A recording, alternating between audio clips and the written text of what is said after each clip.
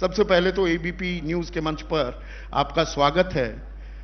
अब आपने तो कोई चुनाव नहीं हारा, एक के अलावा, पर कांग्रेस पिछले 2 चुनाव हार रही है।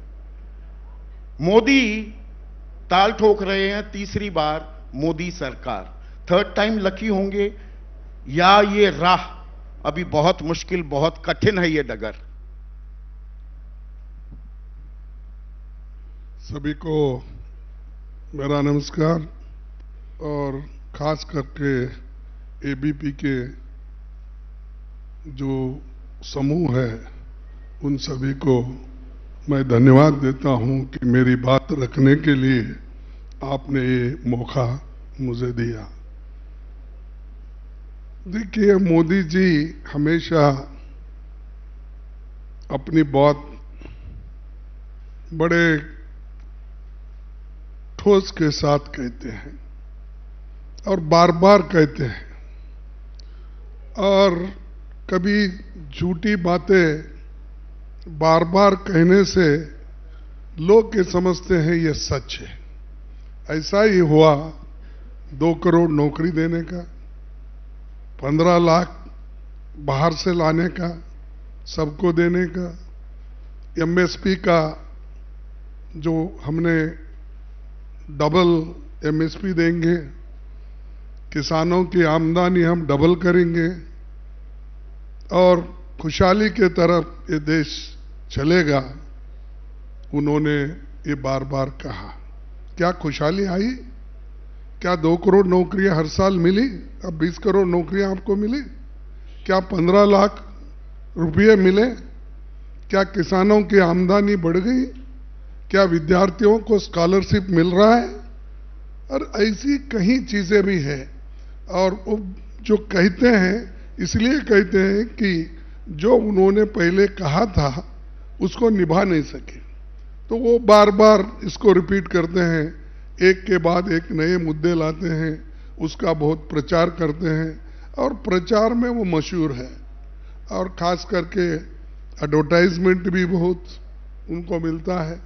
मैं सुबह बैठा था, क्योंकि सुबह अखबार पढ़ने की मेरी आदत है, 10 अखबार जो आते हैं तो हेडलाइंस पढ़ते हैं, कहीं एडिटोरियल पढ़ते हैं, कहीं बीच के जब आर्टिकल्स आते हैं, लेख आते हैं पॉलिटिकली या इकोनॉमिकली, वो देखते रहता हूं। लेकिन टीवी देखने को रखा था, मैं आधा घंटा देखा, सिर्फ उनका बातचीत ही चल रहा था।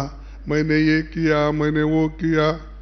अरे ठीक है भाई, आपने ये किया वो किया, गिनो ना। डेवलपमेंट, इंफ्रास्ट्रक्चर, इसके बारे में बोलिए, अनएम्प्लॉयमेंट के बारे में बोलिए। नहीं, इसके बारे में बोलते हैं प्रधानमंत्री मोदी। बीजेपी ताल ठोकती है कि भाई हम 5वीं सबसे बड़ी अर्थव्यवस्था बन गए, दुनिया में सबसे तेजी से विकास करने वाली अर्थव्यवस्था हमारी है, 11 करोड़ हमने शौचालय बना दिए, हमने 50 करोड़ के करीब जनधन खाते खोल दिए। ये तमाम दावे किए जाते हैं, ये तमाम किए जाते हैं, लेकिन जाकर आप जरा टीवी वाले, प्रेस वाले, प्रिंट मीडिया जाके ग्राउंड लेवल पे देखिए, कितने उन्होंने वायदे किए थे, कितने घर बनाने का उन्होंने वायदा किया था और कितने बन गए। वो हमेशा यही बोलते थे कि मैं हर एक के सर पे छत बना के दूंगा। तो आज उन्होंने जो वायदा किया था उसका 30% टारगेट उन्होंने अचीव किया है। 70% टारगेट अचीव नहीं किए, लेकिन बोलते हैं हमने पूरा किया। ये उनकी आदत है और बार बार अपने बातों को इस विषय पे रखते हैं। और आप समझिए, इंफ्रास्ट्रक्चर की बात है, मेरे को बताओ ऐसा कोई इंडस्ट्री इस देश में आया है जो पंडित जवाहरलाल नेहरू जी के जमाने में जैसा HMT, HAL, BEL, BHEL और सभी जो साइंटिफिक जितने भी इंस्टीट्यूशंस है या एजुकेशनल इंस्टीट्यूशंस है, ISI बोलो, एम्स बोलो, जितने भी, ऐसा कोई आया है? ऐसा कोई उन्होंने किया है? तो ये बात तो बहुत करते हैं। वो तो कहते हैं कि फ्रजाइल 5 में आप अर्थव्यवस्था को छोड़कर गए थे, अब दुनिया में डंका बज रहा है, सारी दुनिया भारत में निवेश करने को तैयार है, विदेशी निवेश का वो आंकड़ा उसकी ताल ठोकते हैं। अगर निवेश यहाँ लोग कर रहे हैं तो हमारे लोग बाहर जाकर नौकरियों पे नहीं जाते थे, और वहाँ आज ही आप पढ़े होंगे यूपी में एक वहाँ पर बंदी लगाई जिसकी आमदनी 40 लाख से ज़्यादा है, उसी को एंट्री स्किल डेवलपमेंट में जो भी है, तो लोग वहाँ से तो 3 महीने में 40 लाख वापिस आने वाले हैं। तो ये जब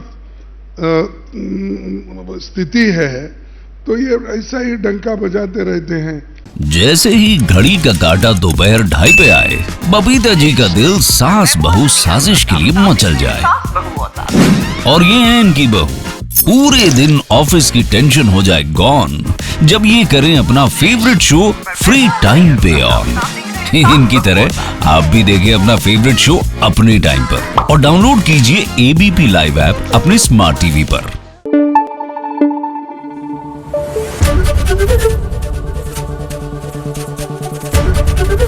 एबीपी न्यूज आपको रखे आगे।